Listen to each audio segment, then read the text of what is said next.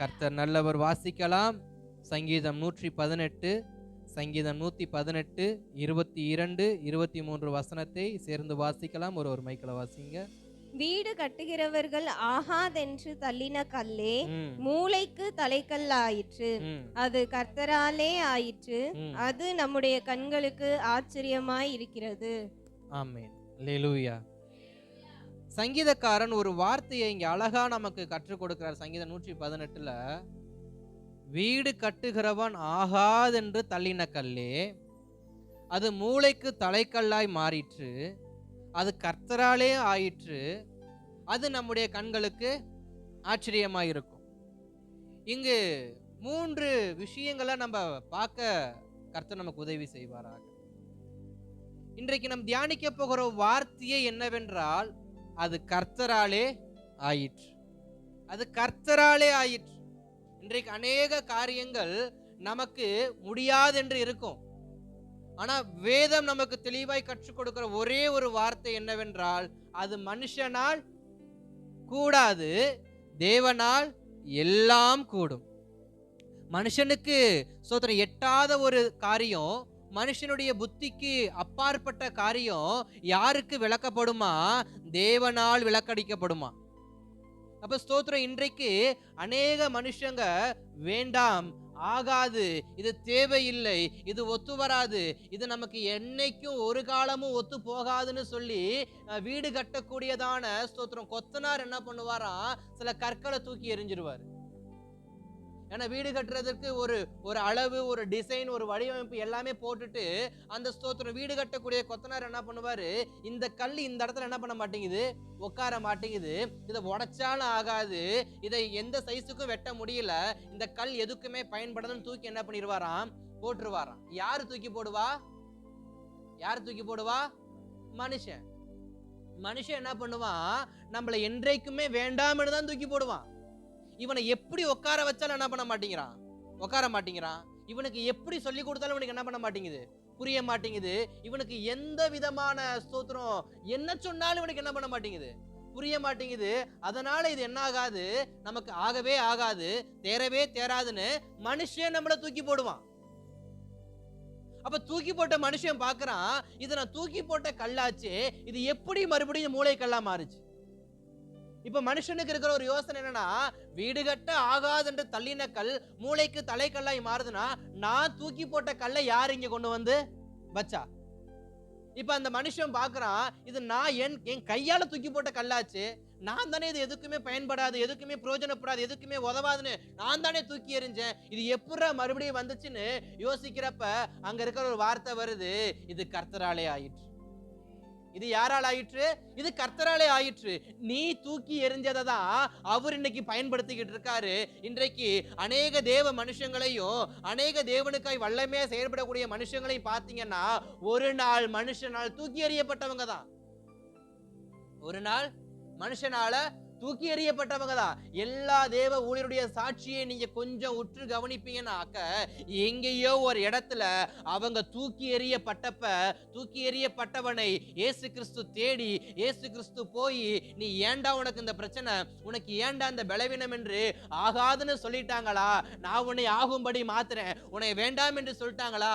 அநேகர் உன்னை வேண்டும்படி நான் பேசுறேன், நீ எதுக்குமே பயன்பட மாட்டேன்னு சொல்றாங்களா? உன்னை நான் பயனுள்ள பாத்திரமா மாத்துறேன், நீ என்னோடு வரியான்னு சொல்லி அழைக்கப்பட்டு வந்தவங்க தான் அநேக ஊழியர். என்னுடைய வாழ்க்கையில் இப்படிப்பட்ட ஒரு சம்பவம் ஒன்று இருக்கு. என் வாழ்க்கையிலே தூக்கி எறியப்பட்ட ஒரு நாள் ஒன்று இருந்துச்சு. அந்த நேரத்துல, எனக்கு யாருமே இல்லாத நேரத்துல தேவ சமூகத்திலையும் தேவ மனிதரும் என்னை மறுபடியும் தொட்டனாலதான் இன்னைக்கு நான் ஸ்தோத்திரம் கர்த்தருடைய ஊழியத்தை செய்ய முடியாது பண்ணிருக்கிறேன், வந்திருக்கிறேன். அப்ப எல்லோருடைய வாழ்க்கையிலும் தூக்கி எறியப்படுவது ஒன்று உண்டு. எல்லாரும் தூக்கி எறிவாங்க. வேண்டவே வேண்டாம், ஆகவே ஆகாது, அறவே ஆகாது, செத்தாலும் ஆகாது. இல்ல, நாம் என்னதான் ஆகாதுன்னு தூக்கி எறிஞ்சாலும் ஆகும் என்று சொல்வது யாரு? கர்த்தர். நம்ம கிட்ட கர்த்தர் சொன்னார் அந்த காரியம் நடக்காதுன்னு. ஏன் நம்ம கிட்ட கர்த்தர் இந்த காரியம் வேண்டவே வேண்டான்னு சொன்னாரா? நீங்க நம்ம சில காரியங்களை வேண்டான்னு தூக்கி எறிகிறோமே, அது கர்த்தரால் உண்டானதா இல்ல என் இருதயத்தால் உண்டானதா என்று நாம் கொஞ்சம் ஆராய்ஞ்சு பார்க்கணும். நாம் கொஞ்சம் ஆராய்ந்து பார்க்கணும். இங்க ஒரு மனிதன் சொல்றான், இது நடக்கவே நடக்காது, இது ஆகவே ஆகாது. ஆனா அது மூளைக்கு தலைக்கல்லாய் மாறுது. காரணம் யாரு? கர்த்தர். காரணம் யாரு? கர்த்தர். நாம் தொடர்ந்து நாம் தியானிக்கலாம். கர்த்தர் நமக்கு உதவி செய்யட்டும். இந்த 118வது சங்கீதத்துல மொத்தம் எத்தனை வசனம் இருக்குன்னா 29 வசனம் இருக்கு. இந்த 29 வசனத்தை 7 பாகமா நம்ம என்ன பண்ணலாம்? கொஞ்சம் பிரிக்கலாம். அதை நம்ம தியானிச்சுட்டு மீண்டும் நம்ம சத்தியத்துக்கு நேராக என்ன பண்ணலாம்? நாம் திரும்பலாம். கர்த்தர் உதவி செய்வார். 118ஆம் சங்கீதத்துல 1 முதல் 4 வசனத்தை நாம் பார்க்கும் பொழுது, கிருபை உள்ளவர்கள் கிருபை உண்டென்று சொல்வார்களாக. எப்படி கிருபை உண்டு சொல்வார்களா? கர்த்தரை துதியுங்கள், அவர் நல்லவர், அவர் கிருபை என்றும் உள்ளது. இது யாவருக்கும் பொதுவான வார்த்தை. 2வது வசனம் சொல்லுகிறது, அவர் கிருபை என்றும் உள்ளதென்று இஸ்ரவேல் சொல்வதாக. 3வது, அவர் கிருபை என்றும் உள்ளதென்று ஆரோனின் குடும்பத்தார் சொல்வார்கள். 4வது, அவர் கிருபை என்றும் உள்ளதென்று கர்த்தருக்கு பயப்படுகிறவர்கள் சொல்வார்களாக. ஸ்தோத்திரம். இன்றைக்கு இந்த 118ஆம் சங்கீதத்தின் முதல் 4 வசனம் எதை குறிப்பிடுகிறது? கிருபை. கிருபை யாருக்கு? கிருபை யாருக்கு? எல்லோருக்கும். ஃபர்ஸ்ட் வசனத்தை நீங்க கவனிக்கணும். கர்த்தர் நல்லவர், கர்த்தரை துதியுங்கள், அவர் கிருபை என்றும் உள்ளது. 2வது சொல்லுகிறது இஸ்ரவேல் ஜனங்களே. 3வது சொல்லுது ஆரோன் குடும்பத்தாரே. 4வது கர்த்தருக்கு பயப்படுகிறவர்களே. அப்ப முழு தேசத்தையும் இந்த வசனம் என்ன பண்ணுது? குறிப்பிடுகிறது. கர்த்தரை துதிக்கிறவனுக்கு கிருபை உண்டு, கர்த்தருக்குள் ரட்சிக்கப்பட்ட குடும்பத்துக்கு கிருபை உண்டு. 3வது சொல்லப்படுகிறது கர்த்தருக்கு பயப்படுகிறவனுக்கு கிருபை உண்டு, கர்த்தருடைய ஜனமாய் இருக்கிறவனுக்கு கிருபை உண்டு. அப்ப யாருக்கு கர்த்தர் தமது கிருபையை அதிகமாய் கொடுக்கிறார்னா, யாருடைய வாயிலிருந்து துதி அதிகமா வருதோ அவர்களுக்கு பரத்திலிருந்து கிருபை அதிகமா வரும். யாருடைய குடும்பம் கர்த்தருக்கு பயப்படுகிற வாழ்க்கையை வாழுதோ அவங்க குடும்பத்துக்கு கிருபை அதிகமாகும். யாருடைய குடும்பம் இது கர்த்தருடைய ஜனம் என்ற ஒரு வாழ்க்கையை வாழுதோ அவங்களுக்கு கிருபை அதிகமாகும். யாருடைய குடும்பம் கர்த்தருக்கு எதையாவது ஒரு ஊழியத்தை செய்யணும்னு சொல்லி கர்த்தருக்காக பிரயாசப்படுறாங்களோ அவங்களுக்கு கிருபை அதிகமாகும். அப்ப ஸ்தோத்திரம். இந்த சங்கீதம் சொல்லுகிறது கர்த்தருடைய கிருபை உள்ள குடும்பத்துக்கு ஆகாதுன்னு சொன்னாலும் கர்த்தர் மூளைக்கெல்லாம் என்ன பண்ணுவார்? மாற்றுவார். அப்ப மூளைக்கு தலைக்கல்லா மாறுவதற்கு இந்த சங்கீதத்தின் முதல் அடிப்படை என்ன இருக்கிறது? அவன் கர்த்தரிடத்தில் கிருபை பெற்றவனா இருக்கணும். எல்லாத்தையும் தூக்கி மூளையில என்ன பண்ண மாட்டாங்க? எரிய மாட்டாங்க. மூளையில இருக்கிற எல்லா கல்லையும் கொண்டு வந்து கர்த்தர் பயன்படுத்தவும் மாட்டார். அப்ப கர்த்தர் என்னைய மூளைக்கு தலைக்கல்லாய் மாற்ற வேண்டும் என்றால் நான் கிருபை உள்ளவனா இருக்கணும். நான் ரட்சிக்கப்பட்ட வாழ்க்கையை வாழணும். நான் விசுவாசம் உள்ள வாழ்க்கையை வாழணும். நான் கர்த்தருக்கு பயப்படுகிற வாழ்க்கையை வாழணும். இன்னைக்கு விசுவாசம் இருக்கு, அன்பு இருக்கு, ஆனா கீழ்ப்படிதல் அதுவும் ஒரு பக்கம் இருக்கட்டும். ஆனா கர்த்தருக்கு பயப்படுகிற பயம் என்ன பண்ண மாட்டேங்குது? இருக்க மாட்டேங்குது. நான் கீழ்ப்படுகிறேன், நான் ஊழியம் செய்யறேன், நான் வேதம் வாசிக்கிறேன், நான் உபவாசிக்கிறேன், நான் ஆலயத்துக்கு வரேன், நான் சுவிசேஷம் சொல்ல போறேன், நான் ஊழியம் செய்ய போறேன், நான் சண்டே கிளாஸ் எடுக்க போறேன், நான் எல்லா ஊழியத்தையும் செய்யறேன், இல்லன்னு இல்ல. ஆனா எனக்குள் கர்த்தருக்கு பயப்படுகிற பயம் என்ன இல்ல? இல்ல. அப்ப வேதம் சொல்லுகிறது நீ 1000 ஊழியம் செய்யலாம் ராஜா, ஆனா நீ கர்த்தருக்கு பயப்படுகிற பயம் இருக்கும் என்றால் உனக்கு கிருபை உண்டாகும். அப்ப நமக்கு கிருபை வேண்டும் என்றால் ஊழியம் செய்யறதுனால கிருபை வரப்போறது இல்லைங்க. கர்த்தருடைய சமூகத்தை கூட்டி பெருக்கிறதுனால கிருபை வரப்போறது இல்லைங்க. நான் கர்த்தருக்கு பயப்படுகிற பயம் உள்ள வாழ்க்கையை வாழணும். நான் கர்த்தருக்கு பயப்படுகிற பயமுள்ள வாழ்க்கையை வாழணும். மனுஷனுக்கு பயப்படுகிற பயம் கண்ணியை வருவிக்கும். கர்த்தருக்கு பயப்படுகிற பயம் அது ஆசீர்வாதத்தை கொண்டு வரும். ஏன்னா கர்த்தருக்கு பயப்படுகிற மனுஷன் பரிபூரணங்களால் என்ன பண்ணப்படுவானா? ஆசீர்வதிக்கப்படுவானா? அப்ப வேதம் நமக்கு கற்றுக் கொடுக்கிறது நான் ஆகாதவன் என்று உலகம் என்னைய சொல்லட்டும், நான் வேண்டாம் என்று உலகம் என்னைய சொல்லட்டும், நீ பயன்படாதவன், பிரயோஜனமற்றவன், என்ன வார்த்தையை வேணா உலகம் என்னைய சொல்லட்டும், ஆனா நான் ஒருவன் கர்த்தருக்கு பயப்படுகிறவனா இருப்பேன் என்றால், நான் ஒருவன் கர்த்தருக்கு பயப்படுகிறவனா இருப்பேன் என்றால் என்னை மூளைக்கு தலைக்கல்லாய் மாற்ற கர்த்தரால் கூடும். அப்ப எனக்கு என்ன வேண்டும்? பயப்படுகிற வாழ்க்கை. யாருக்கு? கர்த்தருக்கு. கர்த்தருக்கு பயப்படணும். கர்த்தர் பார்க்கிறார்ன்ற பயம் எனக்கு இருக்கணும். கர்த்தர் கேட்கிறார்ன்ற பயம் எனக்கு இருக்கணும். கர்த்தர் விசாரிப்பார்ன்ற பயம் எனக்கு இருக்கணும். கர்த்தர் எனக்கு ஸ்தோத்திரம் என் ஜெபத்தை கேட்கிறார்ன்ற பயம் இருக்கணும். கர்த்தருடைய சமூகத்துல நான் இருக்கிறேன், கர்த்தர் என்னை பார்க்கிறார்ன்ற பயம் இருக்கணும். வீடுகள்ல நான் இருக்கிறேன், கர்த்தர் என்னை பார்க்கிறார்ன்ற பயம் இருக்கணும். எந்த இடத்துக்கு போனாலும் அங்கே கர்த்தர் இருக்கிறார்ன்ற பயம் எனக்கு என்ன பண்ணணும்? இருக்கணும். எந்த இடத்துக்கு போனாலும் என்னை கர்த்தர் பார்க்கிறார், என்னை கர்த்தர் பார்க்கிறார், ஒரு பயம் எனக்கு வேணும். அப்படி கர்த்தருக்கு பயந்த எல்லா தேவ மனுஷங்களையும் பார்த்தீங்கன்னா அவர்களை ஒரு நாள் உலகம் வேணான்னு தூக்கி எறிஞ்சிச்சு. ஆபிரகாமை தூக்கி எறிஞ்சிச்சு, எலியாவை தூக்கி எறிஞ்சிச்சு, எலிசாவை தூக்கி எறிஞ்சிச்சு, இன்னும் பல பல தீர்க்கதரிசிகளை, பல பல தேவ மனிதர்களை இந்த உலகம் வேணான்னு தூக்கி எறிஞ்சிச்சு. ஆனா அவங்க கர்த்தருக்கு பயந்தாங்க. அவங்க கர்த்தருக்கு பயந்தாங்க. நான் மனுஷனுக்கு ஊழியம் செய்யவா, கர்த்தருக்கு ஊழியம் செய்யவான்னு, நான் மனுஷனுக்கு பயப்படுறதா, கர்த்தருக்கு பயப்படுறதா, நான் மனுஷனுடைய வார்த்தை கேட்கிறதா, கர்த்தருடைய வார்த்தை கேட்கிறதான்னு சொல்லி எல்லோரும் ஒரு கட்டத்தில் கர்த்தருக்கு நேராய் திரும்பினார்கள். அத்தனை பேரையும் கர்த்தர் மூளைக்கு தலைக்கல்லா என்ன பண்ணார்? மாத்தினார். அப்ப என் வாழ்க்கை ஒரு மாற்றத்துக்கு நேராய் போக வேண்டும் என்றால் நான் கர்த்தருக்கு பயப்படுகிற பயத்தை என்ன பண்ணணுமா? வாழணும். அல்லேலூயா. நான் கர்த்தருக்கு பயப்படுறேன்னா நிச்சயமா என் வாழ்க்கை மாறும். என் வாழ்க்கை மாறாதுன்னு யாராலையும் சொல்ல முடியாது. என் வாழ்க்கையை யாராலையும் மாற்ற முடியாதுன்னு சொல்ல முடியாது. எனக்குள் கர்த்தருக்கு பயப்படுகிற பயம் இருக்கும் என்றால் என் வாழ்க்கையை மாற்ற என் தேவன் போதுமானவர். நான் வேண்டாத மனுஷன்தான், ஆனா எனக்கு நான் மூளைக்கு தலைக்கல்லா இருக்க காரணம் யாரு? கர்த்தர். கர்த்தரனைய பயன்படுத்தணும்னா, கர்த்தரனைய மறுபடியும் கொண்டு வரணும்னா நான் கர்த்தருக்கு பயப்படணும். நான் கர்த்தருக்கு என்ன பண்ணணும்? பயப்படணும். அடுத்து ஸ்தோத்திரம் 118 சங்கீதத்துல 5 முதல் 7 வசனத்துல பார்க்கிறப்ப, எனக்கு உதவி செய்கிறவர், ஆபத்தில் எனக்கு எப்படிப்பட்டவரா இருக்கிறார்? உதவி செய்கிறவரா இருக்கிறார். அடுத்து 8 முதல் 9 வசனத்துல பார்க்கிறப்ப, தேவனை தவிர நான் யாரையும் நம்ப மாட்டேன். சங்கீதக்காரன் சொல்ற வார்த்தை, எனக்கு ஆபத்து வரப்ப நான் கர்த்தரை நோக்கி கூப்பிடுவேன். நான் யாரையும் என்ன பண்ண மாட்டேன்? நம்ப மாட்டேன். 10 முதல் 12 வசனத்துல பார்க்கிறப்ப, என்னைய வளைந்து கொண்டவர்கள் நான் தேவ நாமத்துல என்ன பண்ணுவேன்? சங்காரம் பண்ணுவேன். என்னைய வளைந்து கொள்ளுகிறவர்களை நான் இயேசுவின் நாமத்துல சங்காரம் பண்ணுவேன். அடுத்த வசனத்துல சொல்லப்படுகிறாரு 13 முதல் 14 வசனத்துல, கர்த்தர் எனக்கு பலன், கர்த்தர் எனக்கு ரட்சிப்பு, கர்த்தர் எனக்கு கீதமா இருக்கிறார். எனக்கு எல்லாமே யாருதான்? கர்த்தர் தான். அடுத்து 15 முதல் 21 வசனம் சொல்லுகிறது, நீதிமானுடைய வாழ்க்கையை குறித்து சொல்லப்படுகிறது. அடுத்து 22 முதல் 29 வசனத்துல பார்க்கிறப்ப தேவனுடைய பராக்கிரமமான செயல்களை பார்க்க முடியும். இந்த பகுதியில தான் நாம் வாசித்த 22, 23 வசனம் சொல்லப்படுகிறது, தேவனுடைய பராக்கிரமமான செயல் எப்படிப்பட்டது என்று சொல்லி. அப்ப தேவனுடைய பராக்கிரமமான செயல்கள் என் குடும்பத்தில் வெளிப்பட வேண்டும் என்றால், முதலாவது நான் கிருபை பெற்றவனா இருக்கணும், இரண்டாவது நான் கர்த்தரை நம்பக்கூடியவனா இருக்கணும், மூன்றாவது நான் மனுஷனை அல்ல கர்த்தரை மட்டும் என்ன பண்ணணும்? நான் விசாரிக்கிறவனா இருக்கணும், நான்காவது என்னை அநேகர் வளைந்து கொண்டாலும் இயேசுவின் நாமத்துல சங்கரிக்க எனக்கு பலன் என்ன பண்ணணும்? என்னை அநேகர் வளைந்து கொள்ளட்டும். ஏன்னா இந்த வசனத்துல நம்ம பார்க்கிறப்ப, தேனீக்கள் என்னை சுற்றி வருவது போல என்னை அநேகர் என்ன பண்ணாங்க? வளைந்து கொண்டாங்கன்னு இருக்கு. இந்த உலகம் நம்மளை வளைக்க கூடியதுதான், ஆனா சங்கரிக்கிறது யார் கையில இருக்கு? என் கரத்துல இருக்கு. எப்படி சங்கரிக்கணும்? கர்த்தருடைய நாமத்தை கொண்டு, கர்த்தருடைய வார்த்தையை கொண்டு, கர்த்தருடைய பலனை கொண்டு, கர்த்தருடைய அபிஷேகத்தை கொண்டு, கர்த்தருடைய ரட்சிப்பை கொண்டு, கர்த்தருடைய கிருபையை கொண்டு, கர்த்தருடைய வரங்களை கொண்டு, கனிகளை கொண்டு, என்னை வளைந்து கொள்ளுகிறவன் எவனா இருந்தாலும் நான் சங்கரிக்கிறவனா என்ன பண்ணணும்? மாறணும். என்னால ஒன்றும் செய்ய முடியாது, என்னை வளைந்து விட்டார்கள், நான் இதுக்கப்புறம் பலனற்றவனாய் காணப்பட்டேன் என்று சொல்லி, நான் உதவியற்றவனாய் காணப்பட்டேன் என்று சொல்லி நான் அவனுக்கு வளைந்து கொடுப்பதை விட, நான் வளைந்து கொடுக்காமல் என்னை வளைந்தவனை சங்காரம் பண்ணத்தக்கதாக பலன் என்ன பண்ணணும்? கேட்கணும். இன்றைக்கு நம்மை சுற்றி சுற்றி அநேக காரியங்கள் வளைந்து வளைந்து வருகிறது.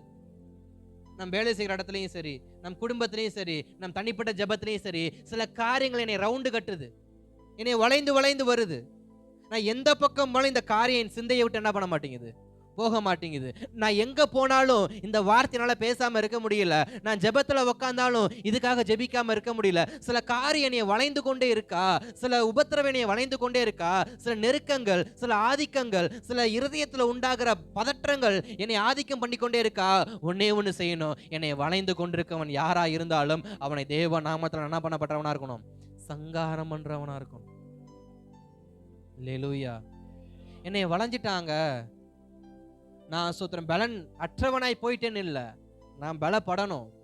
சிம்சன் அதை தான் ஜெபம் பண்ணாரு, ஆண்டவரே எனக்கு எல்லாம் போயிருச்சு, என் கண்கள் போயிருச்சு, எனக்குள்ள இருந்த பலன் போயிருச்சு, என்னைய குறித்த ஜனங்களுக்குள்ள இருந்த பயம் போயிருச்சு, இன்னைக்கு நான் எப்படிப்பட்டவனா இருக்கிறேன்?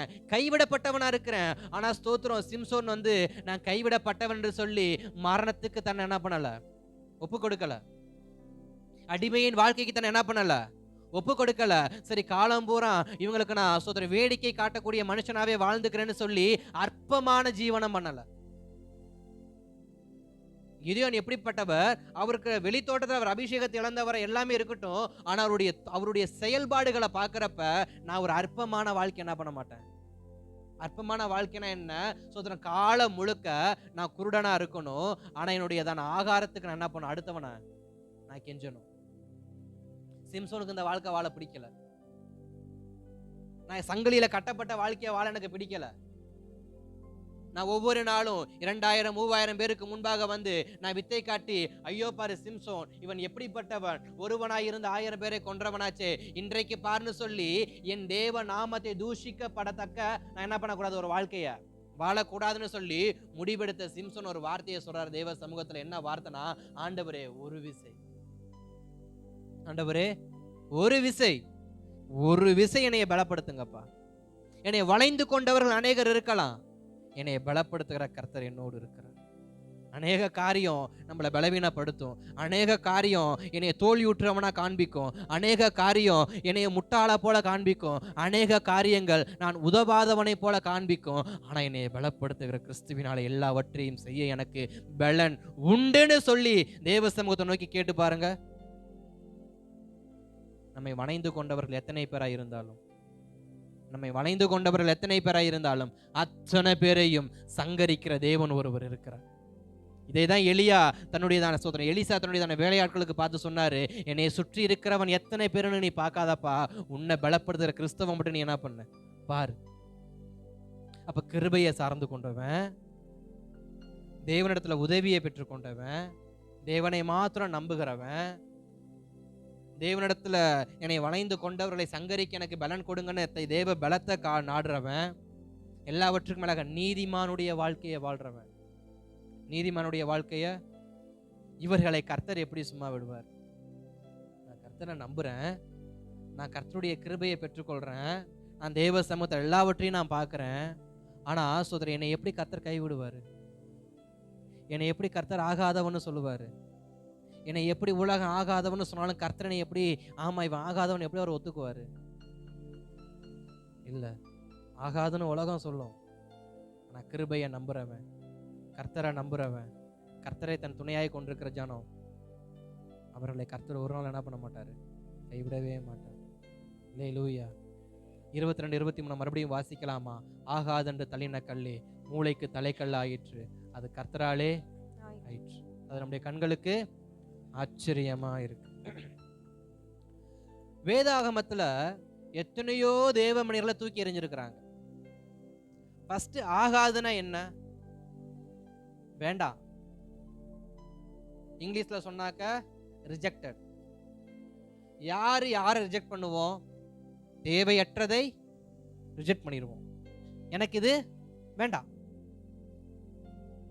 எனக்கு இது கொஞ்சம் கூட என்ன ஆகல, பொருந்தல, இது எனக்கு எப்படி பார்த்தாலும் என்ன பண்ண மாட்டேங்குது, பத்த மாட்டேங்குது. கடைக்கு ட்ரெஸ் எடுக்க போகிறோம், என் சைஸை விட 2 சைஸ் அதிகமாக உள்ளதை எடுத்து போனால் எனக்கு அது என்ன பண்ணாது, பத்தாது. என் சைஸை விட 2 சைஸ் கம்மியாக எடுத்து போனால் எனக்கு என்ன பண்ணாது. அப்போ நம்ம அதை என்ன பண்ணுறோம்? ரிஜெக்ட் பண்ணுறோம், வேண்டாம். காரணம் எனக்கு அது பத்தாது. அப்போ ஆகாதுன்னு சொல்ற அனைவரும் எப்படிப்பட்டவங்க தான் காணப்படுறாங்க? பிரயோஜனமற்றவர்கள். முதலாவது அவங்க யாரு? பிரயோஜனமற்றவர்கள். இவனால எனக்கு ஒரு யூஸும் இல்லை, இவன் யூஸ்லெஸ்.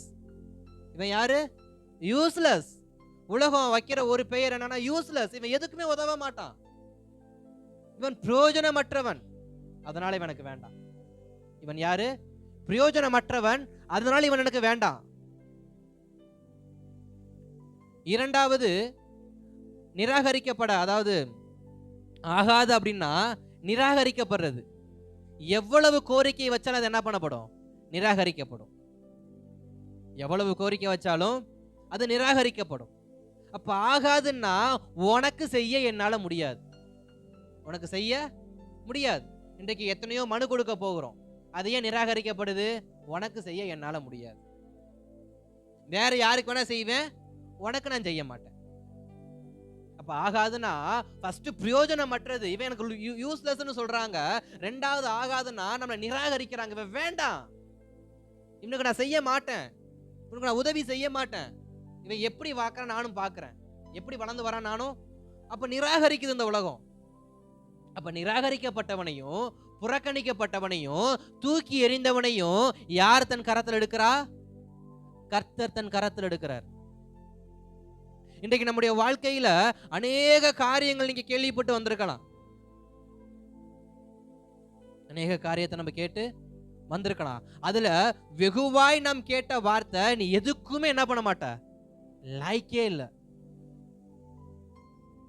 எதுக்குமே இல்லைன்றுவோம். ஆனா அவங்களுடைய பின் நாட்கள் வாழ்க்கையை என்னைக்காவது யாரும் யோசிச்சிருக்கீங்களா? நீங்க சின்ன பிள்ளையில யாராவது திட்டிருக்கலாம், உங்க ஃப்ரெண்ட்ஸா இருக்கலாம், இல்ல உங்க பிள்ளைங்களை கூட இருக்கலாம். ஆனா உங்க பிள்ளைங்க வளர்ந்து வரப்ப எப்படிப்பட்டவங்களா இருக்கிறாங்க? அன்னைக்கு சொன்னது வார்த்தை என்ன? பிரயோஜனமற்றவன், இவன் வேண்டாம், இவன் யூஸ்லெஸ்ன்னு சொன்னோம். ஆனா அதே பிள்ளை 20 வருஷத்துக்கு அப்புறம் எப்படிப்பட்ட பிள்ளையா வளர்ந்துருக்கு? சில பிள்ளைங்களை பார்த்து இது ராசியே இல்லாத பிள்ளைலாம் திட்டிருப்போம். சில பிள்ளைங்களை இது ராசியே இல்லை, எனக்கு செலவு வைக்கிறதுன்னு எனக்கு வந்து பிறந்திருக்கு அப்படின்னு இருப்போம். ஆனா அந்த பிள்ளையுடைய வளர்ச்சிக்கு அப்புறம் அந்த பிள்ளையை நம்ம எப்படி பார்ப்போம்? யூஸ்லெஸ்ன்னோ, ஆகாதுன்னோ. ஆனா இன்னைக்குதான் அது நமக்கு ஆதரவா என்ன பண்ணுது? அந்த குழந்தை தான் நமக்கு ஆதரவா இருக்கு. அப்ப வேதத்திலையும் சரி, வாழ்க்கையிலையும் சரி, யார் யாரெல்லாம் வேண்டாம் வேண்டாம் வேண்டாம் வேண்டாம் வேண்டான்னு நிராகரிக்கப்படுறாங்களோ அவங்களை எல்லாம் கர்த்தர் என்ன பண்றாரு? கரத்தில் எடுக்கிறார். கரத்தில் எடுத்து அவர்களை சும்மா ஒண்ணு கரத்தில் எடுக்கல. எரேமியாவின் புஸ்தகத்துல 18ஆம் அதிகாரத்தில் முதல் 4 வசனத்தை ஒரு வாசிங்க. எரேமியாவின் புஸ்தகம் 18ஆம் அதிகாரத்துல முதல் 4 வசனத்துல வாசிங்க. குயவனை குறித்து அங்க அழகான ஒரு வாக்குத்தத்தத்தை அங்க சொல்லப்பட்டிருக்கும். வாசிங்க. கர்த்தரால் எரேமியாவுக்கு உண்டான வசனம், நீ எழுந்து குயவன் வீட்டிற்கு போ, அங்கே என் வார்த்தைகளை உனக்கு தெரிவிப்பேன் என்றார். அப்படியே நான் குயவன் வீட்டிற்கு போனேன். இதோ அவன் திரிகையினாலே வணைந்து கொண்டிருந்தான். குயவன் வணைந்து கொண்டிருந்த மண்பாண்டம் அவன் கையிலே கெட்டு போயிற்று.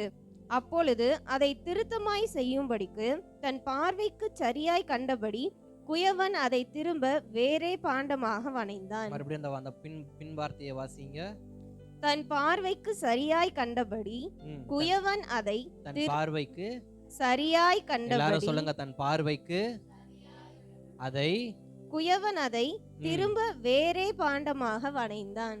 வேறே பாண்டமாக வணைந்தான், தன் பார்வைக்கு சரியாய் கண்டபடி. மேல இன்னொரு வார்த்தைக்கு அதையும் சேர்த்து வாசிங்க. அவன் கையிலே கெட்டு போயிற்று. அப்பொழுது அதை திருத்தமாய் செய்யும்படிக்கு தன் பார்வைக்கு சரியாய் கண்டபடி குயவன் அதை திரும்ப வேறே பாண்டமாக வணைந்தான். திரும்பவும் வேறே பாண்டமாக வணைந்தான். இப்ப குயவன் கையில இருந்த பாத்திரம் எப்படிப்பட்ட பாத்திரம்? வேண்டாம், அது ஆகாது, அது கெட்டு போயிருச்சு, அது தேவையில்லை, ஒதுக்கிட்டோம். ஆனா குயவனுடைய பார்வை எப்படி இருக்கான்? அதை நான் மறுபடியும் என்ன பண்ணணும்? திருத்தமா செய்யணும். அதை நான் மறுபடியும் என்ன பண்ணணும்? பார்வைக்கு செம்மையானதை என்ன பண்ணணும்? யார் பார்வைக்கு? குயவன் பார்வைக்கு செம்மையா இருக்குன்னு சொன்னா அது உலகத்துல எவன் கண்ணுக்கும் குறைய என்ன பண்ணாது, வராது. நான் ஒரு காரியத்தை பார்த்து பார்த்து பக்குவமாய் நான் செய்வதற்கு எனக்கு அதுல பெரிய டாக்டரேட் பட்டமே எனக்கு இருக்கலாம்.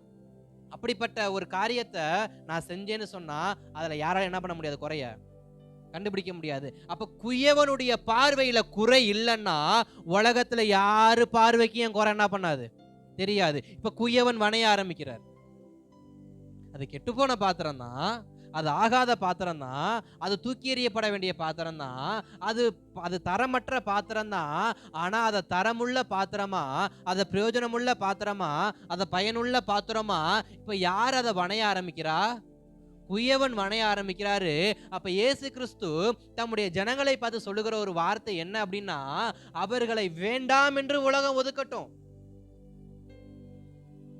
நினிவே ஜனங்களை ஸ்தோத்திரம் யோனா வேண்டாம்னு ஒதுக்கியது போல ஒதுக்கட்டும்.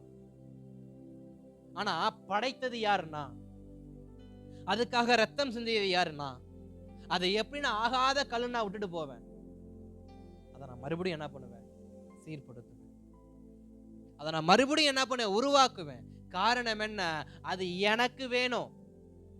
இன்றைக்கு உலகத்துல நம்ம நிராகரிக்கப்பட்டா சோதனை யாரு என்ன பண்ண வேணாம், உட்காந்து அழுக வேண்டாம். என்னைய பார்த்து பிரயோஜனம் இல்லைன்னு சொல்லிட்டாங்க, நான் பயனற்றவன்னு சொல்லிட்டாங்க, நான் எதுக்குமே தகுதி இல்லைன்னு சொல்லிட்டாங்க, நான் இனி யாருக்காக நான் வாழ்ந்து சாதிக்கணும்னு செத்து போகிறதுக்கு என்ன பண்ண வேணாம், போக வேணாம்.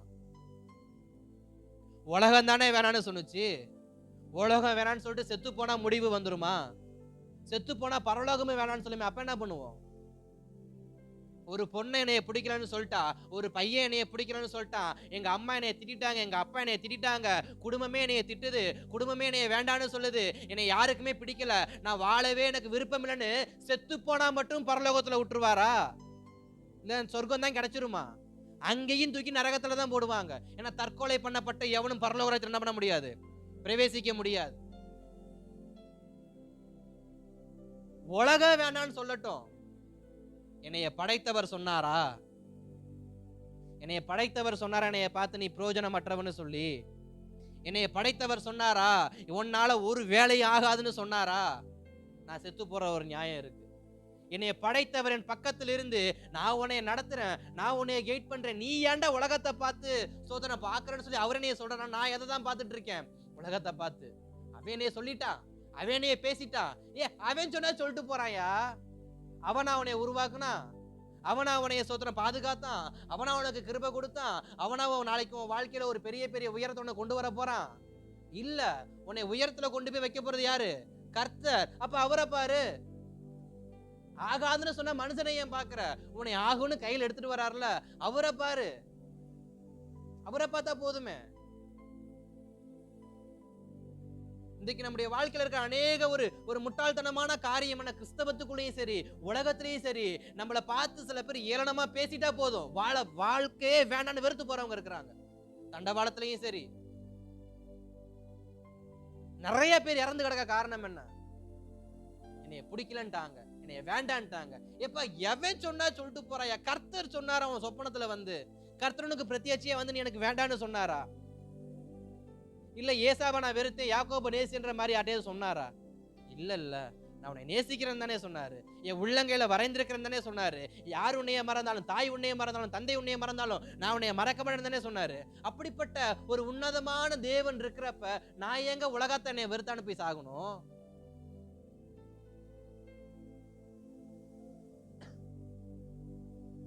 தேவன் எப்படிப்பட்டவரா இருக்கிறாரு? ஆகாதுனாலும் அவர் பயன்படுத்த போதுமான. என்னுடைய குவாலிஃபிகேஷன் எது தெரியுமா? ஃபர்ஸ்ட் குவாலிஃபிகேஷன், உலகம் என்னை ரிஜெக்ட் பண்ணணும்.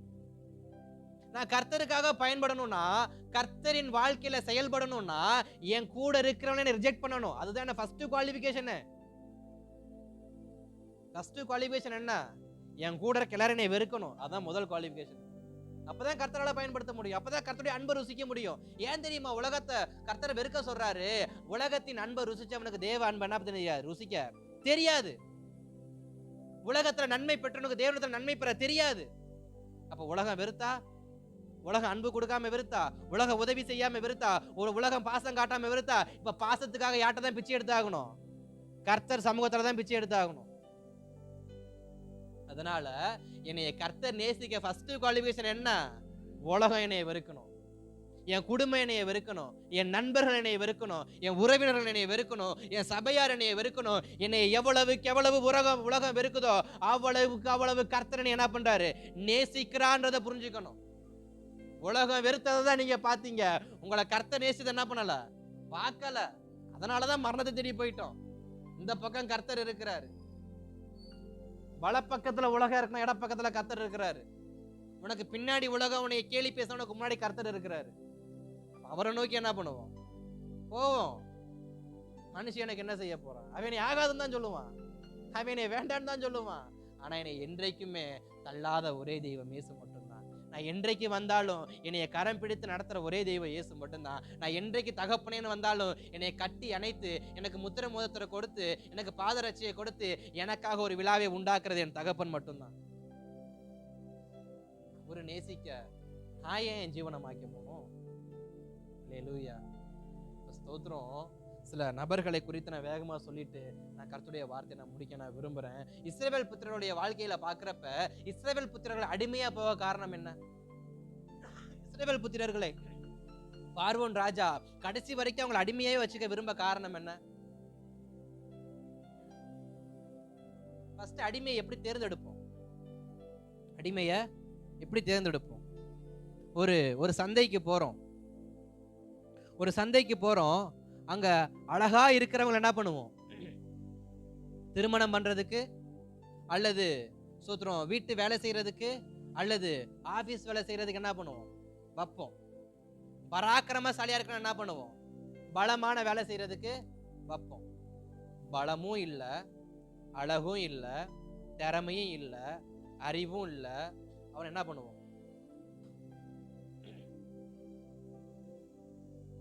இலவசமாவது என்ன பண்ணுங்க, அவனை எடுத்துட்டு போயிருங்க பண்ணுவாங்க. அப்ப திறமையற்றவன உலகம் என்ன பண்ணாது? மதிக்காது. அறிவு இருந்தா உலகம் மதிக்கும், பலன் இருந்தா உலகம் மதிக்கும், பணம் இருந்தா உலகம் மதிக்கும், இதெல்லாம் இருந்தாதான் உலகம் மதிக்கும். ஆனா இது எதுவுமே இல்லைனாதான் இயேசு என்ன பண்ணுவாரு? நம்மள மதிப்பாரு. யோசேப்பை பார்த்து அவர் கேட்ட ஒரே ஒரு கேள்வி என்ன? உனக்கு யாரா இருக்கா? எனக்கு யாருமே இல்லை. அப்ப நீ வா, நான் உனக்கு நான். அப்பா இருக்காரா? இல்ல. அண்ணன் தம்பி இல்ல. கல்யாண குட்டி இல்ல. பிள்ளைங்க இல்ல. எஜமான இல்ல. எப்படிதான் இருக்க? தனிமையா தான் இருக்கேன். கூட நான் வரேன், வா கூட நான் வரேன். அப்ப நீ வேண்டான்னு உலகம் சொல்லட்டும். அப்ப இஸ்ரவேல் ஜனங்களை இந்த உலகம் எப்படி பார்க்குது? 430 வருஷமா இவன் பிரயோஜனப்பட மாட்டாங்க. இவங்க பிரயோஜனப்பட மாட்டாங்க. இவங்களுக்கு சொந்தமா ஒரு தேசம் என்ன பண்ணாது இல்ல. இஸ்ரவேல் ஜனங்களை ஏன் எகிப்து வெளியே அனுப்பாம வச்சிருக்கிறா? இவன் வெளியே போய் எங்க வாழ போறான்? இவனுக்கு நாடு இருக்கா? இவனுக்கு வீடு இருக்கா? இவனுக்கு ஒரு தேவன் இருக்கா? இது எதுவுமே அவனுக்கு என்ன பண்ணல, தெரியல. அதனால அவன் என்ன நினைச்சுக்கிட்டான்? இவங்களுக்கு வாழ இடம் கிடையாது, இவங்களுக்கு வாழ இடம் கிடையாது, அதனால இவங்க அடிமையாவே இருக்கணும். இன்றைக்கு சில தொழிற்சாலைகள்ல, சில குடோன்ல, சில சுரங்கம் தோன்ற இடத்துல எல்லாம் பாத்தீங்கன்னா சிலர் அடிமை அங்கேயே கொட்டாய் போட்டு வச்சிருப்பாங்க. காரணம் என்ன? அவங்களுக்கு வாழ இடம் இல்லை. அதனால இவங்கதான் அவங்களுக்கு அடைக்கலன்னு சொல்லி உலகம் அவங்களை ஏளனமா பார்க்கும். இப்படிப்பட்ட ஜனங்களை பார்த்துதான் இயேசு சொல்றாரு, உன்னை ஆகாது நானா, உன்னைய வேண்டான்னு சொன்னானா, நான் உன்னை என்ன பண்றேன்? பிரயோஜனம் உள்ளவனா மாத்துறேன். நான் உன்னை பிரயோஜனம் உள்ளவனா மாத்துறேன். வாசிக்கலாம் யோசேப்பின் சம்பவங்களை. ஆதியாகமத்தின் புஸ்தகம் 37ஆம் அதிகாரம் 22வது வசனத்தை பார்க்கும் பொழுது அங்க யோசேப்பை அங்க சகோதரன் என்ன பண்ண? குழியிலே தள்ளி விடுவாங்க. அவர்களை நோக்கி, அவனை கொல்ல வேண்டாம், நீங்கள் ரத்தம் சிந்தலாகாது, நீங்கள் அவன் மேல் கை வையாமல் அவனை வனாந்தரத்தில் உள்ள இந்த குழியிலே போட்டு விடுங்கள் என்று சொல்லி இவ்விதமாய் ரூபன் அவனை அவர்கள் கைக்கு தப்புவித்தான். ஸ்தோத்திரம்.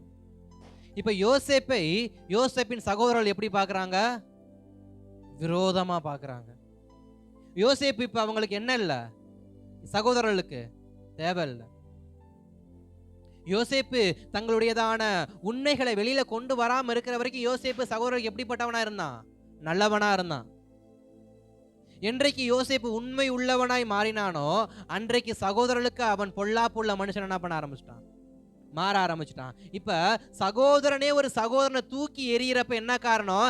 இவன் என் குடும்பத்துக்கு தேவையில்ல,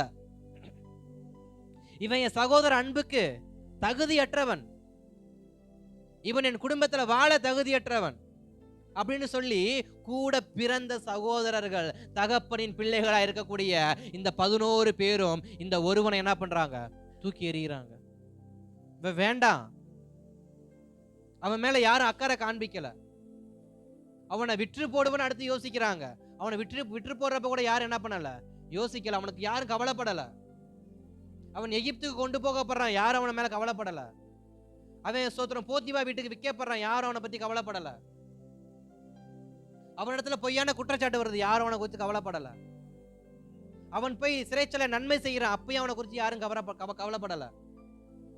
அப்ப யோசேப்பை குறித்து கவலைப்பட யாருமே இல்ல. அவன் தகப்பன் இல்ல, சகோதரன் இல்ல, தாய் இல்ல, நண்பர்கள் இல்ல, யாருமே இல்ல யோசேப்புக்கு சோத்திரம் உதவியா இருந்து கவலைப்படுறதுக்கு. அப்ப யோசேப்பை எல்லோரும் எப்படி பாக்குறாங்க? பயன்படுத்திக்கூடிய ஒரு பொருளா பாக்குறாங்க. போத்திபாவின் வீட்டுல இருக்கிற வரைக்கும் போத்திபா ஸ்தோத்திரம் யோசேப்பு என்ன பண்ணிக்கிட்டான்? நல்லா யூஸ் பண்ணிக்கிட்டான், நல்லா பயன்படுத்திக்கிட்டான். இப்ப ஸ்தோத்திரம், அவன் மேல குற்றம் சொன்ன உடனே தூக்கி எறிஞ்சிட்டான். வேண்டாம், இவன் தவறு செய்தவன். விசாரிக்கல, எதுவுமே விசாரிக்கல. மனைவி சொன்னா யோசேப்பை தூக்கி ஜெயில போட்டான். சகோதரர்கள் வந்தாங்க பார்த்தாங்க, பால் கட்டியெல்லாம் நல்லா தான் சாப்பிட்டாங்க, அப்படியே கொண்டு போய் குழியில போட்டாங்க. அதோட விட்டாங்க. அப்படியே கொண்டு போய் என்ன பண்ணாங்க, இஸ்மவேல்கிட்ட வித்து போட்டாங்க. அவன் கொண்டு போய் எகிப்துல வித்தான். அப்ப யோசேப்பின் வாழ்க்கைக்கு யாருமே யோசேப்பை விரும்பல. ஆனா யோசேப்பு எப்படிப்பட்டவனா இருந்தான், பலவர்னு அங்கி போட்டிருந்தான். இன்னைக்கு நம்ம ஒருத்தரை பார்த்து நம்ம எப்படி நம்ம அவங்கள ரசிப்போம், எப்படி அவங்கள நேசிப்போம், எப்படி அவங்கள அன்பு காட்டுவோம். அவங்க பார்க்க எப்படி இருக்கணும், அழகா இருக்கும். அவங்க தோற்றம் பார்க்க அழகா இருக்கணும், அவங்க வஸ்திரம் பார்க்க நீட்டா இருக்கணும். அது இருந்தா போதும் நம்ம என்ன பண்ணுவோம், பேசுவோம். ஆனா சோதர யோசேப்புடைய வஸ்திரம் எப்படிப்பட்ட வஸ்திரம், பலவர்ண அங்கி. அப்ப நேர்த்தியான சோத்திரம் உடல்வாக உடையவன். ஆனா அவனை நேசிக்க யாருமே, அழகு இருந்தும், அறிவு இருந்தும், நல்ல வஸ்திரம் இருந்தும், நல்ல குடும்ப பின்னணி இருந்தும் யோசேப்பை யாரும் என்ன பண்ணல, நேசிக்கல. இன்றைக்கு இதே நிலைமை அநேக குடும்பத்துல இருக்கு. பணம் இருக்கு, நல்ல வாழ்க்கை வாழத்தக்க வாழ்க்கை இருக்கு, நல்ல ஆடம்பரம் இருக்கு, ஆனா என்னல நேசிக்க ஒருத்தரும் இல்லை. எல்லாரும் வெறுக்கிறாங்க. யோசேப்பை வெறுத்ததுக்கு அப்புறமா யோசேப்பை புலிக்குள்ள போட்டாங்க, விற்று போட்டாங்க, அப்படியே போயிட்டாரு.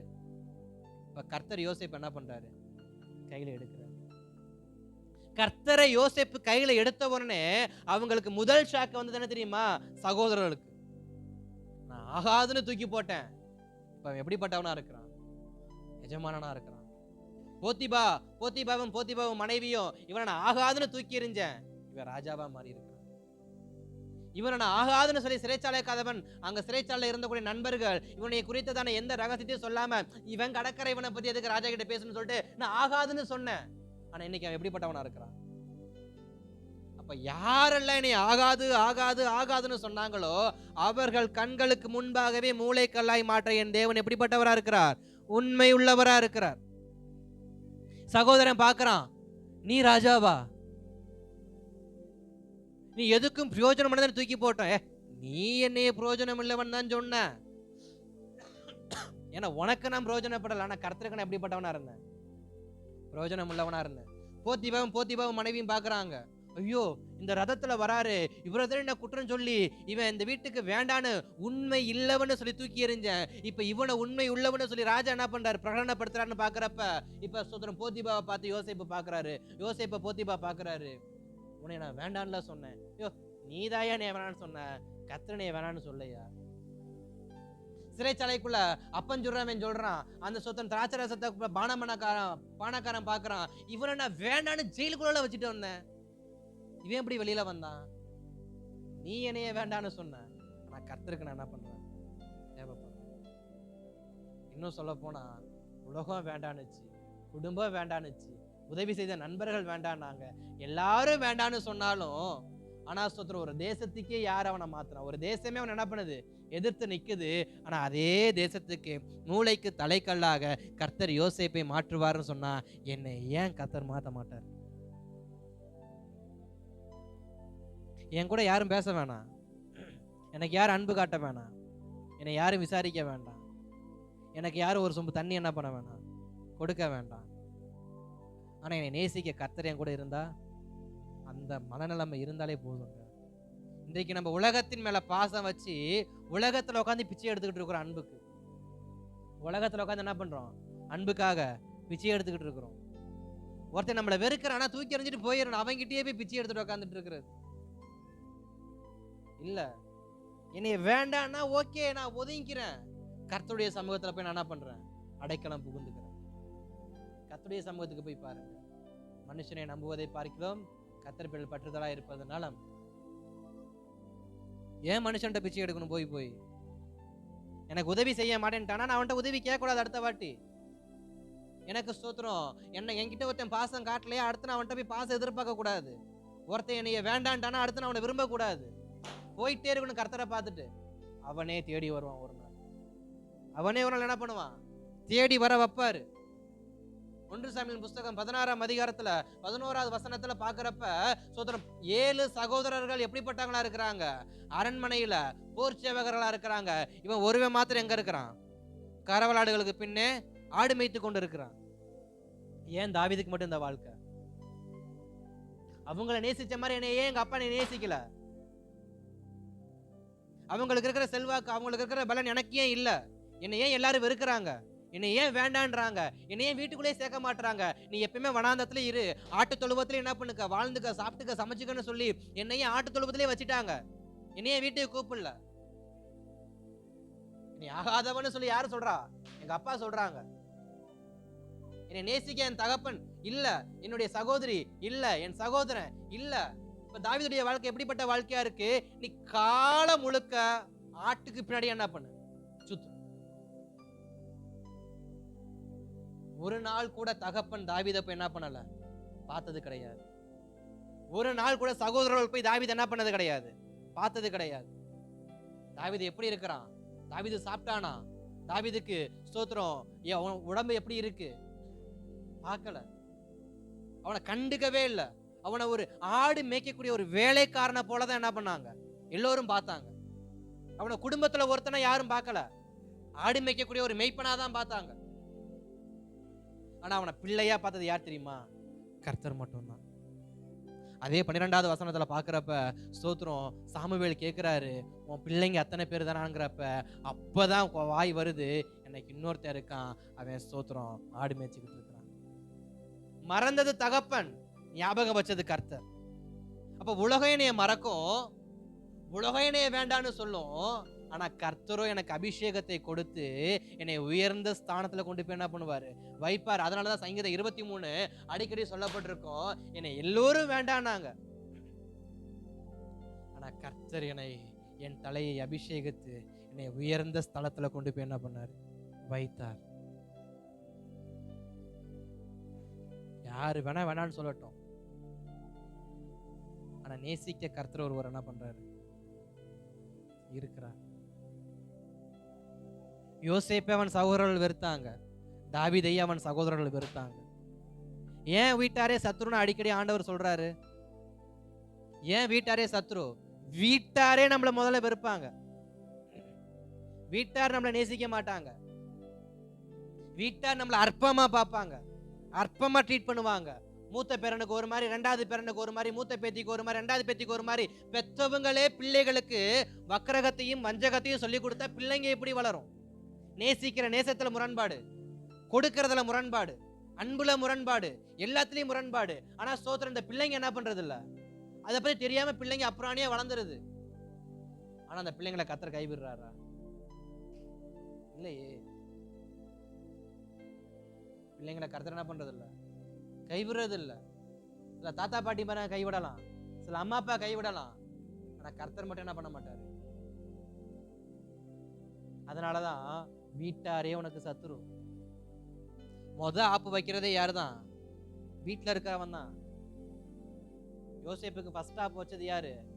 அவன் சகோதரன் தான். தாவீதுக்கு ஃபர்ஸ்ட் ஆப்பு வச்சது யாரு? அவங்க அப்பா தான். அவங்க அப்பா தான் வீட்டுல விடுறது இல்லையே. விட்டா தானே அண்ணன் தம்பி பாசனான்னு தெரியும்.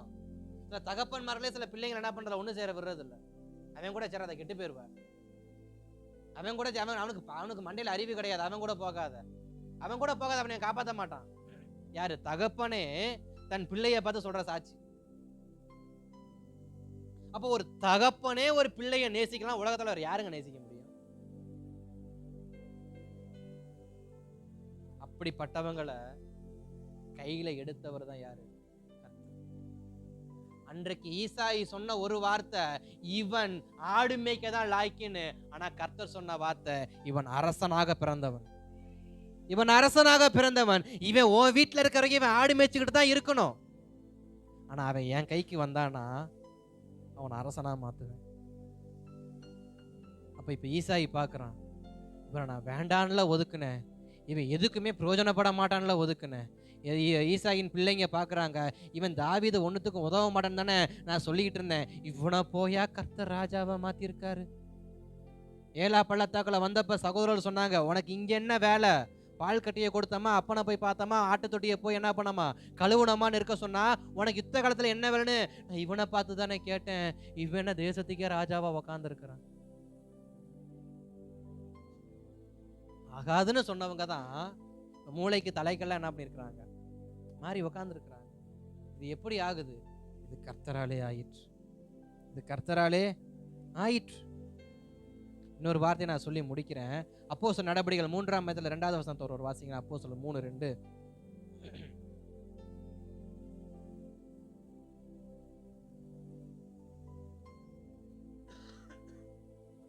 அப்பொழுது தன் தாயின் வயிற்றிலிருந்து சப்பானியாய் பிறந்த ஒரு மனுஷனை சுமந்து கொண்டு வந்தார்கள். தேவாலயத்திலே பிரவேசிக்கிறவரிடத்தில் பிச்சை கேட்கும்படி நாடோறும் அவனை அலங்கார வாசல் எண்ணப்பட்ட தேவாலய வாசல் அண்டையிலே வைப்பார்கள். ஸ்தோத்திரம். அந்த வார்த்தையை கொஞ்சம் கவனமா பாருங்க. அப்பொழுது தன் தாயின் வயிற்றிலிருந்து சப்பானியாய் பிறந்த ஒரு மனுஷனை சுமந்து கொண்டு வந்தார்கள். யாரு சுமந்து கொண்டு வந்தா?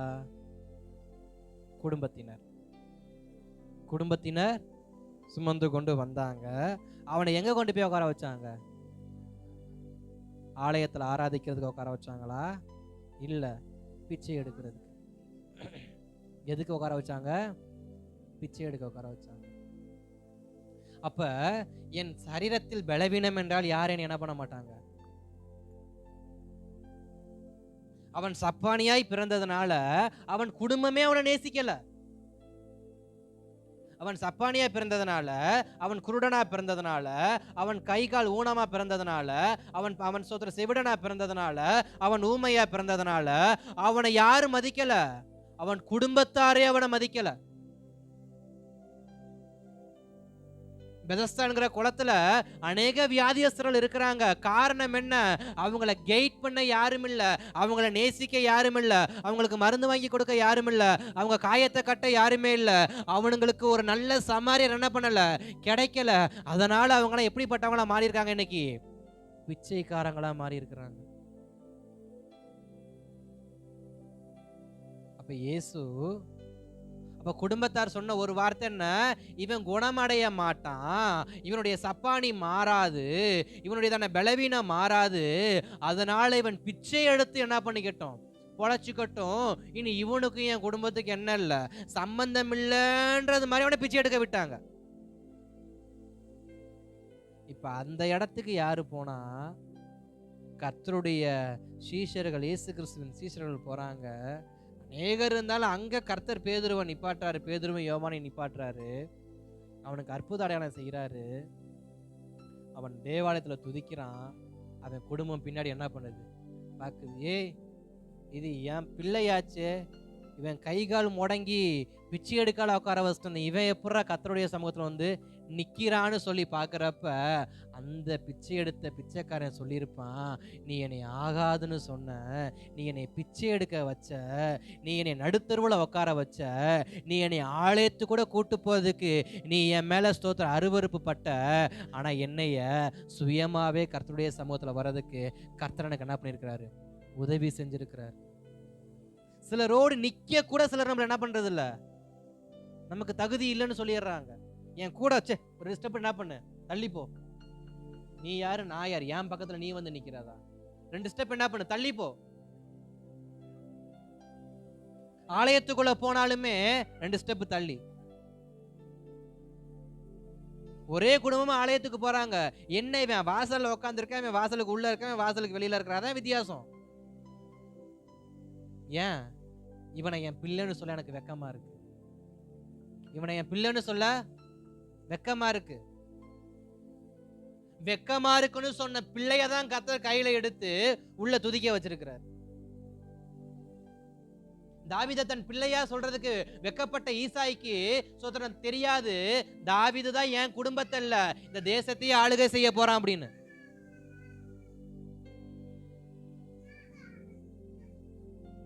இவங்க சொன்ன வார்த்தையெல்லாம் என்ன?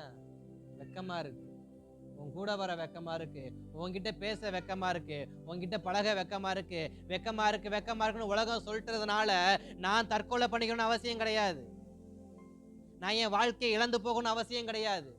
என்னை இந்த உலக அவமானப்படுத்துறதுனால நான் சோத்திரம் மிக மிக கேவலமான ஒரு ஜென்மன்றது கிடையாது.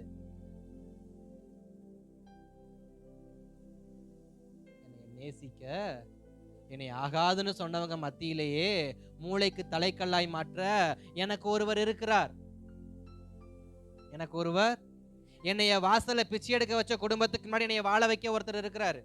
என்னைய ஆட்டு தொழுவத்தை கட்டிக்கிட்டே சாகுன்னு சொல்லி என்னைய சுத்திரம் வனாந்தரத்துல விட்ட குடும்பத்துக்கு முன்னாடி எனக்கு ஒரு நல்ல வாழ்க்கையை கொடுக்க எனக்கு ஒருவர் இருக்கிறார். என்னைய குழியில போட்டு என்னைய வித்து என்னைய சாப்பிட்டவங்களை ஆளுகை செய்யும்படி கர்த்தர் என்ன பண்ணுவாரு? என்னைய வித்து அவங்க சாப்பிட்டாங்க. ஆனா ஸ்தோத்திரம், யோசேப்பு என்ன பண்ணல? ஒரு நாள் நினைக்கல. சிலர் வித்து கூட நீங்க சாப்பிடுற குடும்பம் இருக்கு. சில பெண் பிள்ளைகளை, சில ஆண் பிள்ளைகளை வித்து ஐபோன் வாங்கின ஒரு கூட நியூஸ் நான் சமீபத்துல பார்த்து படிச்சேன். பிள்ளைய வித்து ஐபோன் வாங்கினாலாம் ஒருத்தி. அப்ப விக்கிறதுக்கும் தயாரா இருக்க காரணம் எனக்கு அது தேவையில்லை. இதுனா இன்னொன்னு பெத்துக்கிறேன், எனக்கு இது எதுக்கு? அப்படி வித்துட்டு போன பிள்ளைங்களை எல்லாம் பாத்தீங்கன்னா வாழ்க்கை ரொம்ப நரகமா இருக்கும். ஆனா அவங்களுக்குள்ள கர்த்தருடைய அன்பு வந்துருச்சுன்னா அவங்களை கர்த்தர் எடுத்து என்ன பண்ணுவார்? பயன்படுத்த ஆரம்பிச்சிருவார். இன்னைக்கு வித்து தின்ற கூட்டம் என்ன பண்ணுது? நிறைய இருக்கு. ஸ்தோத்திரம். எப்படி வேணா என் வாழ்க்கை இருக்கட்டும், என் வாழ்க்கையில எத்தனை ஜானரை நான் பார்த்திருக்கலாம், எத்தனை கேவலத்தை நான் பார்த்திருக்கலாம், எத்தனை அவமானத்தை பார்த்திருக்கலாம், எத்தனை விதமான கசப்பான வார்த்தையை நான் கேட்டிருக்கலாம். அதனால நான் ஆகாதவன்னு யாரும் சொல்ல முடியாது. உலகம் சொல்லட்டும் ஆகாதவன்னு, உலகம் சொல்லட்டும் யூஸ்லெஸ்ன்னு, உலகம் சொல்லட்டும் பயனற்றவன்னு, உலகம் சொல்லட்டும் நீ எதற்குமே உதவாதவன்னு. என்னைய கையில எடுத்து என்னைய பயன்படுத்த, எனக்கு அற்புதம் செய்ய என் தேவன் எப்படிப்பட்டவரா இருக்கிறாரு? உண்மை உள்ளவரா இருக்கிறார். அது கர்த்தராலே ஆயிற்று. நம்ம ஜெபிக்க வேண்டிய வார்த்தை, ஆண்டவரே நான் உம்மால் உருவாக்கப்படணும். அது கர்த்தரால் ஆயிற்று. அது கர்த்தரால் ஆயிற்று. யார் என்னை வெறுத்தாலும், யார் என்னை நேசிக்கலனாலும் சரி, நான் உம்மால் உருவாக்கப்பட வேண்டும் ஆண்டவரே. நான் உம்மால் மாத்திரம் உருவாக்கப்படணும் ஆண்டவரே. நான் கர்த்தரால் உருவாக்கப்பட்டுட்டா போதுங்க. யார் நேசிச்சாலும் நேசிக்கலாம், அதை பத்தி கவலை என்ன பண்ணாது, கவலை வராது. உலகம் நேசிக்கல, உலகம் நேசிக்கலன்னு என் மூஞ்சி என்ன ஆகாது, விரக்தியில் என்ன பண்ணாது, போகாது. கர்த்தரை நேசிக்கிறாரு, நான் என்ன பண்ணணும்? நம்பணும், விசுவாசிக்கணும். அவர் கிருபை என் கூட இருக்குன்னு நான் உணரணும். உணர்ந்தாதான் என் முகத்து எப்படிப்பட்ட முகமா மாறும்? தேவனுடைய ஒளியை சுத்திரம் வெளிப்படுத்தக்கூடிய முகமா மாறும். இன்றைக்கு ரோட்ல இருக்கிற அநேகரை பாருங்க, எல்லாம் குளிச்சு கிழிச்சு ஃப்ரெஷ்ஷாவா இருக்கிறாங்க. இல்ல, காரணம் என்ன? ஒரு மூஞ்சில ஒரு விதமான ஒரு இருட்டு, ஒரு விதமான அழுக்கு, அவங்க வஸ்திரத்துல நீட்னஸ் இருக்காது. காரணம் என்ன? எனக்கு யாருமே, நான் யாருக்காக வாழ போறேன்? இல்ல. ஆனா ஸ்தோத்திரம், அதுவே தேவனுடைய அன்பை பெற்றுக்கொண்டவங்களுடைய மூஞ்ச பாருங்க, பிரகாசமா இருக்கும். அப்ப நான் யாருடைய அன்பை பெற்றுக்கொள்ளணும்? நான் யாருடைய அனுக்கிரகத்தை பெற்றுக்கொள்ளணும்? நான் யாருடைய உறவை நான் பெற்றுக்கொள்ளணும்? நான் யாரிடத்துல அதிகமான அன்பு வைக்கணும்? கர்த்தரிடத்துல அன்பு வைக்கணும், கர்த்தரிடத்துல நெருக்கமாகணும், கர்த்தரை அதிகமா நேசிக்கணும், கர்த்தரிடத்துல அதிகமா உறவாடணும், கர்த்தர்கிட்ட அதிகமா நேரத்தை செலவிடணும். இதெல்லாம் இருந்தா நானும் ஒரு நாள் மூளைக்கு தலைக்கல்லாய் மாற முடியும். அல்லேலூயா. நான் மூளைக்கு தலைக்கல்லாய் மாற வேண்டும் என்றால் உலகத்தை விட நான் கர்த்தரை அதிகமா நேசிக்கணும். உலகத்திலிருந்து அன்பை நான் எதிர்பார்க்கிறத கர்த்தருடைய சமூகத்திலிருந்து அன்பு எதிர்பார்க்கணும். அந்த புள்ள என்கிட்ட பேசினா எனக்கு என்ன, பேசாட்டி எனக்கு என்ன? இன்னைக்கு என் கூட கர்த்தர் பேசினாரா? இன்னைக்கு என்கிட்ட கர்த்தர் பேசினாரா? அது நான் ஃபர்ஸ்ட் என்ன பண்ணணும்? யோசிக்கணும். ஓனர்கிட்ட நல்ல பேர் வாங்குறது முக்கியம் இல்லைங்க, கர்த்தர்கிட்ட நல்ல பேர் வாங்குறது தான் முக்கியம். சுத்தி இருக்கிற சொந்தக்காரங்கிட்ட ஐயோ இந்த பையனா, ஐயோ இந்த பொண்ணா, ஐயோ எவ்வளவு தங்கமான புள்ள, எவ்வளவு தரமான புள்ள, எதுக்கு நீ கொடுக்குற ஒரு டம்ளர் டீக்கு கொடுக்குற பேச்சு? அதெல்லாம் குடிச்சு ஏர்போர்ட் போனதுக்கு அப்புறமா அவன் கிடக்குறான் தருதலா பண்ணுவாங்க, இப்படியே சொல்லுவாங்க. அதனால உலகத்துல பாராட்டு வாங்குறது பாராட்டு இல்லைங்க, உலகத்துல நல்ல பேர் வாங்குறது நல்ல பேர் இல்லைங்க. அவன் இன்னைக்கு தூற்றுவான், நாளைக்கு போட்டுருவான், நாளைக்கு தூக்கி எறிஞ்சிட்டு போவான். ஆனா என்றைக்கு என்னைய தூக்கி எறியாத ஒரே ஒரு நபர் யாருன்னா நான் ஆராதிக்கிற இயேசு மட்டும்தான். அப்ப நான் அவரை நேசிக்கணும், அவர்கிட்ட நான் அன்பு வைக்கணும், அவரை நான் பின்பற்றணும். அப்ப என் வாழ்க்கையின் கோணத்தில் எத்தனை பேர் என்னைய வெறுத்தாலும், எத்தனை பேர் என்னைய ஸ்தோத்திரம் தூற்றினாலும், என்னை நேசிக்க ஒருவரும், என்னை உருவாக்க ஒருவரும், என்னை அநேகருக்கு மேலாக தலைக்கல்லாய் வைக்க ஒருவர் என்ன பண்றாரு? இருக்கிறார். ஆகாதுன்னு உலகம் சொல்லட்டும், கர்த்தர் சொல்லல. எனக்கு இருக்கிற ஒரே ஒரு நம்பிக்கை இன்னைக்கும் என்ன, எனக்கு இருக்கிற நம்பிக்கை என்னன்னா, ஊழியத்தை பார்த்து அநேகர் என்னைய பார்த்து ஏளனம் பேசுவாங்க, ஊழியத்தை பார்த்து அநேகர் ஏளனம் பண்ணியிருக்கிறாங்க. ஊழியக்காரனா என் ஃப்ரெண்ட்ஸ் நிறைய பேர் என்னை கேட்டிருக்கிறாங்க. ஆனால் நான் எதுக்குமே என்ன பண்ணதில்ல, விட்டு கொடுத்ததில்ல. காரணம் என்னன்னா, இதன் மகிமை அவனுக்கு தெரியாது. இதோட மகிமை அவனுக்கு தேவை பணம், அவனுக்கு தேவை பைக்கு, அவனுக்கு தேவை ஆடம்பரமான ஒரு காரு, அவனுக்கு தேவை ஆடம்பரமான ஒரு வாழ்க்கை, அது அவனுக்கு வேணும். அதனால அவன் அதையே யோசிக்கிறான். ஆனா இதனுடைய மகிமை எனக்கு மட்டும்தான் தெரியும். ஊழியம் செஞ்சா என்ன மகிமைன்னு எனக்கு தெரியும். ஊழியத்தினால நான் எதை இழந்தேன்னு எனக்கு தெரியும். நான் எதையெல்லாம் இழந்து ஊழியத்துக்கு வந்தேன்றது கர்த்தருக்கு தெரியும். அப்ப ஸ்தோத்திரம், அவரை நம்பி அவரை நேசிக்கிற நம்பல உலகம் எப்படிதான் சொல்லும்? ஆகாது. உலகம் என்ன சொல்லும்? வேண்டான்னு. காரணம், நான் கர்த்தரை நேசிக்கிறேன், உலகம் என்னைய நேசிக்கல. நான் கர்த்தரை நேசிக்கும் வரைக்கும் உலகம் என்னைய நேசிக்காது. கர்த்தருடைய சித்தம் என் மேல இருக்குன்னா உலகம் என்னைய வெறுக்கதான் செய்யும். நல்லா யோசிச்சு பாருங்க. சோத்திரம், பேதுருவை ஃபர்ஸ்ட் உலகம் என்ன பண்ணுச்சு? வெறுத்துச்சு. காரணம், பேதுருவின் வலை எப்படிப்பட்ட வலையா இருந்துச்சு? வெறுமையான வலை. வெறுமையானவன உலகம் நேசிக்காது. பேதுரு வெறுமையா இருக்கிறப்ப பேதுருவின் 2 பக்கத்துல இருக்கிற படகு வந்து பேதுருவுக்கு என்ன பண்ணல? உதவி செய்யல. ஆனா பேதுருவின் படகு நிரம்பி வழியிறப்ப பேதுரு என்ன பண்ணாரு?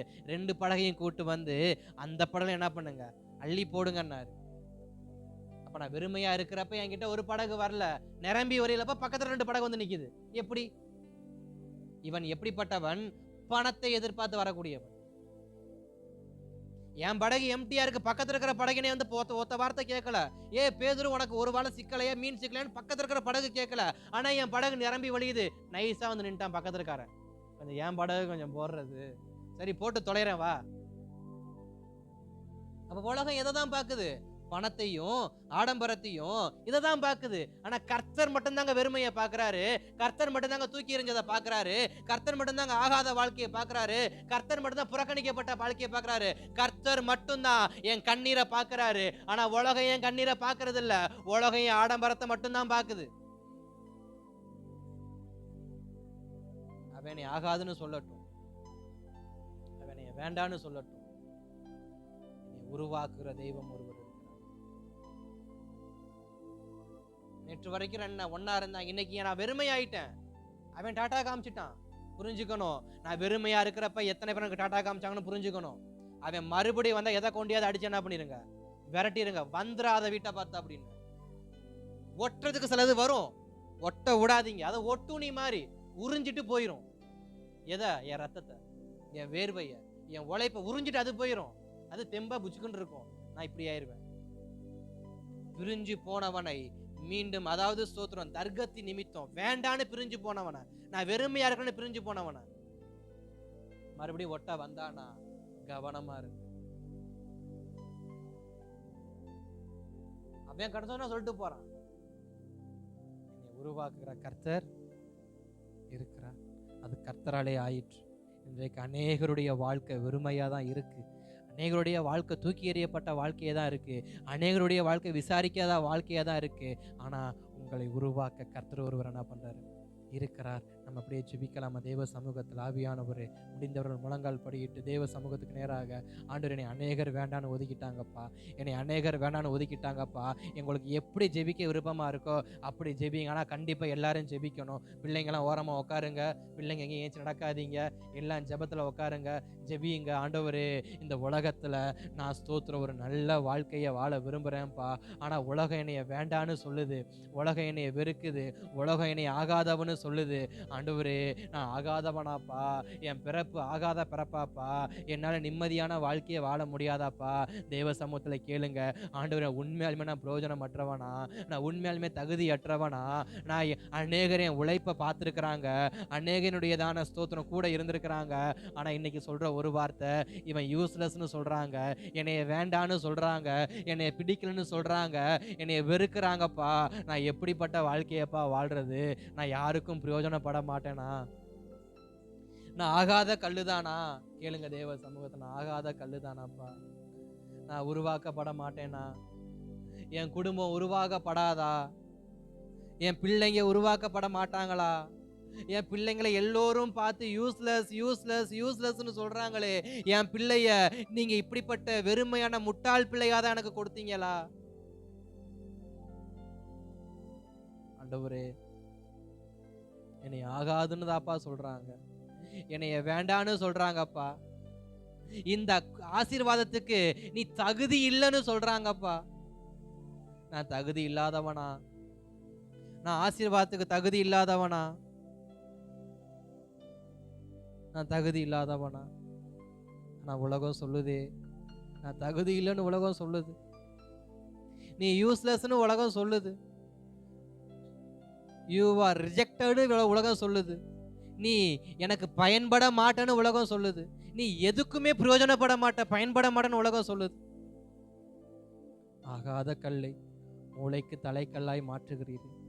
உனக்கு படிப்பே வராதுன்னு சொல்றாங்க, உனக்கு வேலை செய்யவே தெரியாதுன்னு சொல்றாங்க, நீ எல்லாம் எதுக்கு வாழ்றன்னு கேட்குறாங்க, நீ எல்லாம் என்ன பண்ண போறன்னு கேட்குறாங்க. ஆண்டவரே, நான் உங்களை நம்பி நிற்கிறேன்ப்பா. மூளைக்கு தலைக்கல்லாய் மாற்றுகிறது அது கர்த்தராலே ஆயிற்று, அது கர்த்தராலே ஆயிற்று. என்னால முடியாது ஆண்டவரே, என் பலத்தால முடியாதுப்பா, உம்மாலே ஆகும் ஆண்டவரே.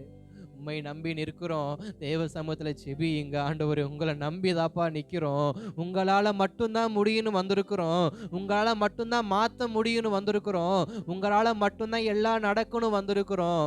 உதவி செய்யுங்க ஆண்டவரே, உதவி செய்யுங்க ஆண்டவரே, உதவி செய்யுங்க ஆண்டவரே. கர்த்தராலே ஆயிற்று என்று என்னை பார்த்த அநேகர் சொல்லட்டும்பா. யாரெல்லாம் நான் ஆகாதவன்னு சொன்னாங்களோ, நாளெல்லாம் ரட்சிக்கப்பட மாட்டேன்னு சொன்னாங்களோ, நாளெல்லாம் கர்த்தருக்கு ஊழியம் செய்ய முடியாதுன்னு சொன்னாங்களோ, நாளெல்லாம் எதுக்குமே இல்லைன்னு சொன்னாங்களோ, அவங்களுக்கு முன்பாக இது மூளைக்கு தலைக்கல் ஆயிற்று, இது கர்த்தரால் ஆயிற்று, இது கர்த்தரால் ஆயிற்றுன்னு சொல்லத்தக்கதாக என் வாழ்க்கை மாற உதவி செய்யுங்க ஆண்டவரே. சில பொருளாதாரம் மாறட்டும்பா, சில வாழ்க்கை முறை மாறட்டும்பா, சில பலவீனங்கள் மாறட்டும்பா. பலவீனத்தின் நிமித்தமா சொல்ற சில வார்த்தை, இவன் ஆசீர்வதிக்கப்பட மாட்டான். பலவீனத்தை சொல்றது, இவன் ஆசீர்வதிக்கப்பட மாட்டான். சில சகோதரிகளை பார்த்து டாக்டர் சொல்லுவாங்க, இவங்க தாயா மாற முடியாது. சில சகோதரர்களை பார்த்து சொல்லுவாங்க, இவங்க தகப்பனா மாற முடியாது. அநேகர் சொல்லட்டுங்க, நான் தாயாக வாய்ப்பில்லைன்னு சொல்லட்டுங்க, நான் தகப்பனாக வாய்ப்பில்லைன்னு சொல்லட்டுங்க. ஆனால் என்னை இந்த உலகத்தில் கர்த்தர் படைத்திருக்கிறாருல்ல, கர்த்தரால் தானே எல்லாம் நடக்கும், கர்த்தரால் தானே எல்லாம் நடக்கும். ஆண்டவரே, யாருக்கெல்லாம் நான் தகுதி இல்லைன்னு சொன்னாங்களோ, என்னை தகுதி உள்ளவனா மாத்துங்கப்பா. எந்தெந்த இடத்துலலாம் நான் தகுதி இல்லவன் நிராகரிக்கப்பட்டேனோ, நான் தகுதி உள்ளவனா மாறணும். ஜீசஸ், ஆவியானவரே, அது கரத்தில் ஒப்பு கொடுக்கிறோம். என் பிள்ளைய உலகம் தகுதி இல்லைன்னு சொல்லுதா?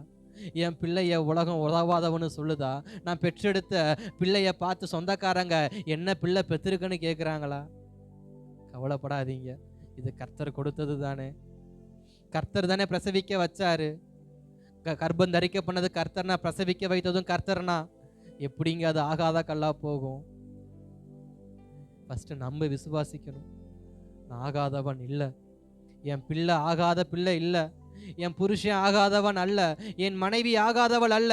ஒரு நாள் அவர்கள் மூளைக்கு தலைக்கல்லாய் மாறுவார்கள், அவர்கள் ஒரு நாள் மூளைக்கு தலைக்கல்லாய் மாறுவார்கள். அது கர்த்தராலே ஆகும் என்று சொல்லி விசுவாசத்தோடு